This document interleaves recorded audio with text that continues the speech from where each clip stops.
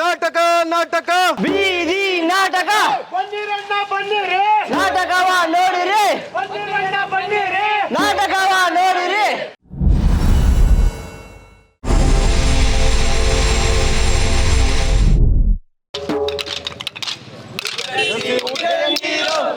ಉದ್ದಂಡ ಚಂದುರುಳಿ ಶರಣ ನೀರು ಉದ್ಧರಿಸಿ ಉದಯ ನೀರು ಉದ್ದಂಡ ಚಂದುರುಳಿ ಶರಣ ನೀರು ಎಷ್ಟೆಷ್ಟು ಹತ್ತಿದರು ಅಷ್ಟಷ್ಟು ಗುಣಿಕೊಂಬ ತಾಯಿಗೆ ಶರಣ ನೀರು. ನಾವು ಹೇಳೋ ಕಥೆ ಕೇಳಿ ವಿಷಯ ತಿಳಿಯಿರಣ್ಣ. ಕೊರೋನಾ ಕೊರೋನಾ ಬರುತ್ತಿದೆ ಕೊರೋನಾ. ಜಾಗೃತರಾಗಿ ಪ್ರಾರಂಭದಲ್ಲೇ ಮಟ್ಟ ಹಾಕೋಣ. ಹಾಡು ಹೇಳಿ ಹಾಸ್ಯ ಮಾಡಿ ನಿಮ್ಮನ್ನು ರಂಜಿಸೋಕ್ ಬಂದಿರೋದೇನೋ ನಿಜ, ಆದ್ರೆ ಆ ಮನೋರಂಜನೆ ಜೊತೆಗೆ ಸೂಕ್ಷ್ಮವಾದ ವಿಚಾರವನ್ನು ತಿಳಿಸಲು ಬಂದಿದ್ದೇವೆ. ಅಯ್ಯೋ, ಕೇಳುವಾಕೆ ಎಲ್ಲ ಬಹಳ ಇದೆ ರೀ. ಹೌದು, ನೀವೇನ್ ತಿಳ್ಸಕ್ ಬಂದಿರೋದು? ಕರೋನಾ ಬಗ್ಗೆ.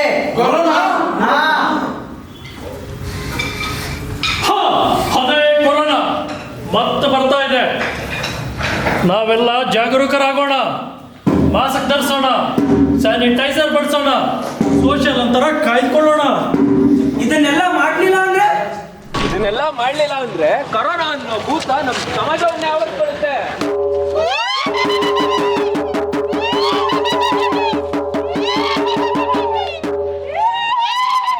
ಭೂತ ಬರುತ್ತಿದೆ, ಭೂತ ಬರುತ್ತಿದೆ, ಕೊರೋನಾ ಎಂಬ ಭೂತ ಬರುತ್ತಿದೆ.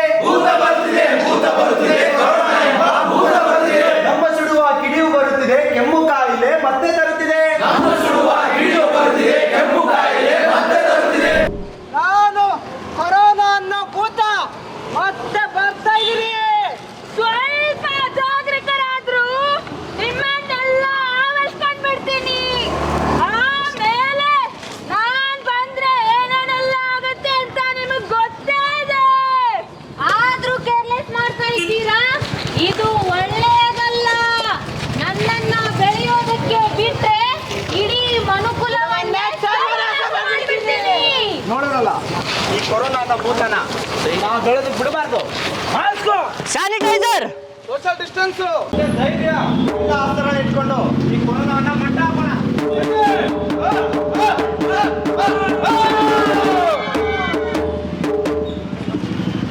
ಈಗಾಗಲೇ ಭೂಲೋಕದಲ್ಲಿ ಕೊರೋನಾ ಜಾಸ್ತಿ ಆಗುತ್ತಿರೋ ವಿಷಯ ಯಮಲೋಕದವರೆಗೂ ಮುಟ್ಟಿದೆ. ಬನ್ನಿ ಯಮಲೋಕದಲ್ಲಿ ಏನಾಗುತ್ತಿದೆ ಎಂದು ನೋಡೋಣ. ಸ್ವಸ್ಥೆ ಶ್ರೀ ಭುವನ ದಿಕ್ಪಾಲಕ, ಮಸನಕ್ಕೆ ಒಯ್ಯುವ ಚಾಲಕ, ಆರೋಗ್ಯಕ್ಕೆ ವಕ್ರ ದೃಷ್ಟಿಕಾರಕ, ಯಮಿ ಸಹೋದರ, ಪ್ರಾಣ ಹರ ಹರ, ರಾಜಾದಿರಾಜ, ಯಮರಾಜ ಮಹಾಪ್ರಭುಗಳಿಗೆ ಬಹುಪರ ಬಹುಪರ ಬಹುಪರ. ಚಿತ್ರಮಂದಿರ ಏನೋ ಬಂದಿಲ್ಲ, ಪ್ರಭು ಬಂದೆ ಪ್ರಭು ಬಂದೆ. ಯಾಕೆ ಲೇಟು? ಪ್ರಭು ಭೂಲೋಕದಲ್ಲಿ ಕೊರೋನಾ ಜಾಸ್ತಿ ಆಗುತ್ತಿದೆ, ಅದಕ್ಕಾಗಿ ಸುದ್ದಿದಾಟ್ ಮಾಡಲು ಸ್ವಲ್ಪ ತಡವಾಯಿತು ಪ್ರಭು. ಎಲ್ಲ ಹಾಡೋಣ ನೋಡೋಣ, ಅದು ಮೊದಲ ಬಂದಿತ್ತಂತೆ. ಆಯ್ತು ಪ್ರಭುಗಳೇ, ಕರೆಸ್ತೀನಿ. ಯಾರಲ್ಲಿ ಯಮಗಿಂತಾರೆ ಮೊದಲೇ ಅಪರಾಧಿಯನ್ನು ಕರೆತನ್ನಿ. ಹಾಯ್ ಫ್ರೆಂಡ್ಸ್, ಗಿಚ್ಚಿ ಗಿಲಿ ಗಿಲಿ ಫ್ರೆಂಡ್ಸ್, ಗುಡ್ ಮಾರ್ನಿಂಗ್ ಫ್ರೆಂಡ್ಸ್. ಇದೇ ನೋಡಿ ಫ್ರೆಂಡ್ಸ್ ಯಮಲೋಕ. ನಿಮಗೂ ಬರ್ಬೇಕು ಅನ್ನಿಸ್ತಿದ್ಯಾ ಫ್ರೆಂಡ್ಸ್? ಚಿತ್ರಗುಪ್ತನ ಏನು ಮಾಡ್ತಾ ಇದಾರೆ ಇವರು? ಒಂದು ತಿರುಪ್ಗೆ ಸೋಕಿ ಪ್ರಭು. ಯಮಕಿಂಕರರೇ, ಇವನನ್ನು ಇವನ ಫೋನನ್ನು ಕುದಿಯುವ ಎಣ್ಣೆಗೆ ಹಾಕಿ ಬನ್ನಿ ಫ್ರೆಂಡ್ಸ್, ಯಮಕಿಂಕರರು ಕುದಿಯುವ ಎಣ್ಣೆ ಹೇಗಿರುತ್ತೆ ನೋಡ್ಕೊಂಡು ಬರೋಣ. ಹಾಗೆ ಶೇರ್ ಮಾಡಿ, ಕಮೆಂಟ್ ಮಾಡಿ, ಗಂಟೆ ಹೊಡಿರಿ ಫ್ರೆಂಡ್ಸ್. ಪ್ರಭುಗಳೇ, ಲೋಕದಲ್ಲಿ ಇನ್ನು ಏನೇನಾಗುತ್ತಿದೆ ಎಂದು ನೋಡಿ ಬರೋಣವೇ? ಬಲಿ ನೋಡೋಣ. ನಡಿ ಹೋಗೋಣ. ರಾಜ್ಯದಲ್ಲಿ ಉಲ್ಬಣಿಸುತ್ತಿರುವ ಕೊರೋನಾ ವೈರಸ್ ಎಲ್ಲೆಡೆ ಪರೀಕ್ಷೆ ವೇಗ ಪಡೆದುಕೊಳ್ಳುತ್ತಿದೆ. ಕೆಲವೊಂದಿಷ್ಟು ಜನ ಪರೀಕ್ಷೆಗೆ ಅಡ್ಡಿಪಡಿಸುತ್ತಿದ್ದಾರೆ.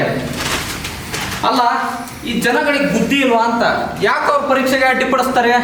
ರಾಜೇಶ್ ಅವರೇ, ಈ ಜನಗಳಿಗೆ ಸ್ವಲ್ಪ ತಪ್ಪು ತಿಳುವಳಿಕೆ ಇದೆ. ಆರ್ಟಿಫಿಷಿಯಲ್ ಟೆಸ್ಟ್ ಮಾಡಿದ್ರೆ ಕೊರೋನಾ ಬಂದಿರೋದಕ್ಕೆ ಟೆಸ್ಟ್ ಮಾಡ್ತಿದ್ದಾರೆ ಅಂತ ಅನ್ಕೊಂಡ್ಬಿಡ್ತಾರೆ. ಅದು ಹಾಗಲ್ಲ.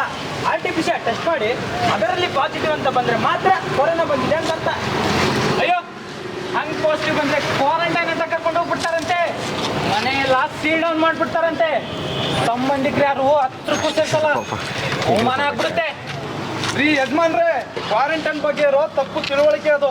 ನಾವು ಮನೇಲೇ ಉಳಿದ್ರೆ ವೈರಸ್ ಎಲ್ಲ ಕಡೆ ಹರಡ್ಬೋದಂತ ನಮ್ಮನ್ನು ಕರ್ಕೊಂಡು ಹೋಗಿ ಕ್ವಾರಂಟೈನ್ ಮಾಡ್ತಾರೆ. ಮತ್ತೆ ಕ್ವಾರಂಟೈನ್ ಸೆಂಟರ್ನಲ್ಲಿ ರೋಗಿಗಳಿಗೆ ಬೇಕಾಗುವ ಎಲ್ಲ ಅಗತ್ಯ ವ್ಯವಸ್ಥೆಗಳು ಸರ್ಕಾರ ಮಾಡಿರುತ್ತೆ. ನಮ್ಮ ಸುರಕ್ಷತೆಗೋಸ್ಕರನೇ ರೀ ಕ್ವಾರಂಟೈನ್ ಮಾಡೋದವರು. ಯಾರಪ್ಪ ನೀನು? ನಾನು ನಿಮ್ಮನ್ನೆಲ್ಲ ಟೆಸ್ಟ್ ಮಾಡಿ ಕೊರೋನಾ ಬಗ್ಗೆ ತಿಳುವಳಿಕೆ ನೀಡಬೇಕಂತ ಬಂದಿರೋ ಕೊರೋನಾ ವಾರಿಯರ್. ರೀ ನೀವ್ಯಾಕ್ರಿ ಇಲ್ಲಿಗೆ ಬಂದ್ರಿ? ಯಾರಿಗೂ ಕೊರೋನಾ ಇಲ್ಲ. ಎಲ್ಲರೂ ಹಿಡ್ಕೊಂಡ್ರ ಇಷ್ಟು ತನಕ ಎಲ್ಲ ಬುದ್ಧಿವಾದ ಹೇಳಿದ್ದು ಕೋವಿಡ್ ಬಂದು ಕಿಂಡ್ರಿ ಬಾಸಂಗಾಯ್ತು. ರಾಜೇಶ್ ಅವರೇ, ನೀವೇ ಪೇಪರ್ನಲ್ಲಿ ಓದ್ತಿದ್ರಿ ಯಾಕ್ರಪ್ಪ ಜನಗಳು ಪರೀಕ್ಷೆ ಅಡ್ಡಿಪಡಿಸ್ತಾರೆ ಅಂತ. ಇವಾಗ ನೀವೇ ಕೆಲಸ ಮಾಡ್ತಿದ್ದೀರಾ? ಇರ್ಲಿ ಬಿಡಿ ಸರ್, ಇವರೆಲ್ಲ ನಮ್ಮನ್ನ ತಮ್ಮ ದ್ವೇಷಿಗಳು ಅನ್ಕೊಂಡ್ಬಿಟ್ಟಿದ್ದಾರೆ. ನಾವು ಮನುಷ್ಯರೇ, ನಮಗೂ ಜೀವ ನಮಗೆ ಅನ್ನೋದನ್ನೇ ಮಾಡ್ತಿರ್ತಾರೆ. ನನಗೂ 3 ವರ್ಷದ ಮಗು ಇದೆ. ಮನೆಗೆ ಹೋದ ತಕ್ಷಣ ಅಮ್ಮ ಅಂತ ಅಪ್ಕೊಳಕ್ ಬರುತ್ತೆ, ಆದ್ರೆ ನಂಗೆ ಅಪ್ಕೊಳಕ್ಕಾಗಲ್ಲ. ಯಾಕಂದ್ರೆ ನಾನು ಕೊರೋನಾ ವಾರಿಯರ್ ಆಗಿ ಕೆಲಸ ಮಾಡ್ತಾ ಇದ್ದೀನಿ. ಎಲ್ಲಿ ನನ್ನ ಮಗುಗೆ ಕೊರೋನಾ ಬಂದ್ಬಿಡ್ತು ಅನ್ನೋ ಭಯ ನನಗೆ. ನನಗೆ ವಯಸ್ಸಾದ ತಂದೆ ತಾಯಿ ಇದ್ದಾರೆ, ಅವ್ರ ಯೋಗಕ್ಷೇಮ ವಿಚಾರಿಸೋಣ ಅಂದರೆ ಎಲ್ಲಿ ನನ್ನಿಂದ ಅವ್ರಿಗೂ ಆ ವೈರಸ್ ಬರುತ್ತೋ ಅನ್ನೋ ಭಯ ಮತ್ತು ಕಾಳಜಿ. ಇದೇ ಕಾರಣಕ್ಕೇನೋ ಎಷ್ಟೋ ಜನ ಕೊರೋನಾ ವಾರಿಯರ್ಸ್ ತಮ್ಮ ಮನೆಗೆ ತಿಂಗಳಾನ್ಗಟ್ಲೆ ಹೋಗಲ್ಲ. ಇದು ನಾವು ಮಾಡ್ತಿರೋ ತ್ಯಾಗ.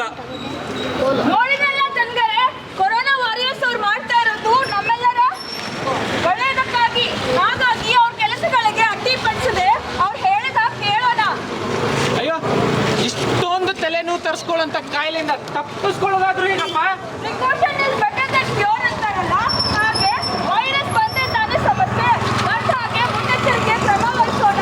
ವೈರಸ್ ಇಂದ ದೂರನೇ ಇರ್ಬೋದು. ಒಂದ್ಸಲ 2020 ಫಸ್ಟ್ ವೇವ್ ಅನ್ನ ನೆನಪು ಮಾಡ್ಕೊಳ್ಳಿ.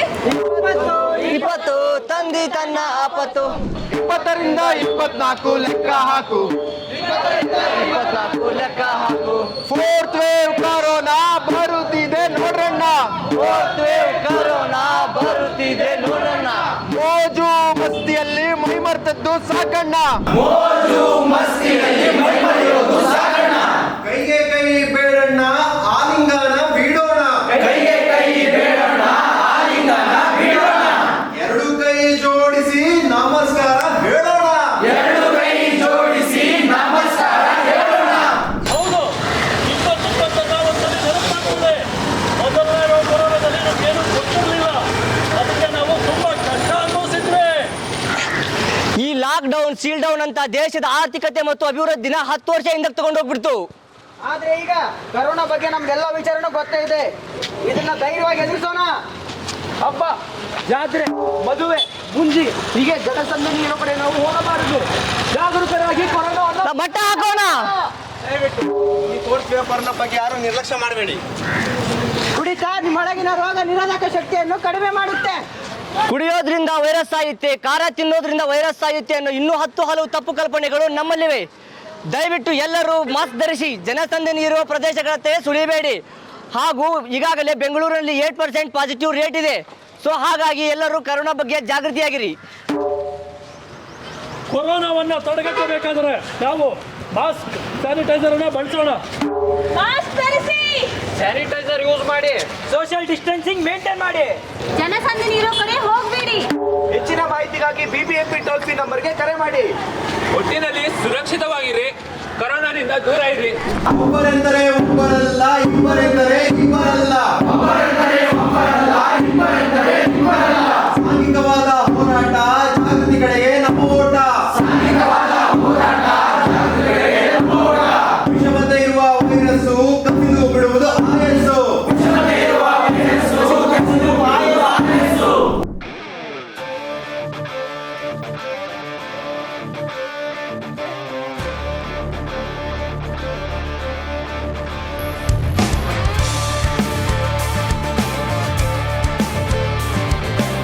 ಜನರಿಗೆ ತಪ್ಪು ಕಲ್ಪನೆ ಇರುತ್ತೆ ಇದ್ರ ಬಗ್ಗೆ. ಅದು ತಪ್ಪು ಕಲ್ಪನೆನ ಹೋಗ್ಲಾಡ್ಸೋಕ್ಕೆ ಇದೊಂದು ಒಳ್ಳೆ ಬೆಳವಣಿಗೆ ಅಂತ ಹೇಳ್ಬೋದು ಸರ್. ನಮ್ಮ ಈ ಅವೇರ್ನೆಸ್ ಪ್ರೋಗ್ರಾಮ್ಸ್ ಇದು ಒಂದೇ ಜಾಗದಲ್ಲಲ್ಲ, ಬೇರೆ ಬೇರೆ ಜಾಗದಲ್ಲೂ ಆಗಬೇಕು. ಫಸ್ಟ್ ವೇವ್ ಆದಾಗ ನಾವು ನಮ್ಮ ತಂದೆ ತಾಯಿನ ಕಳ್ಕೊಂಡ್ವಿ ಕೊರೋನಾಯಿಂದ.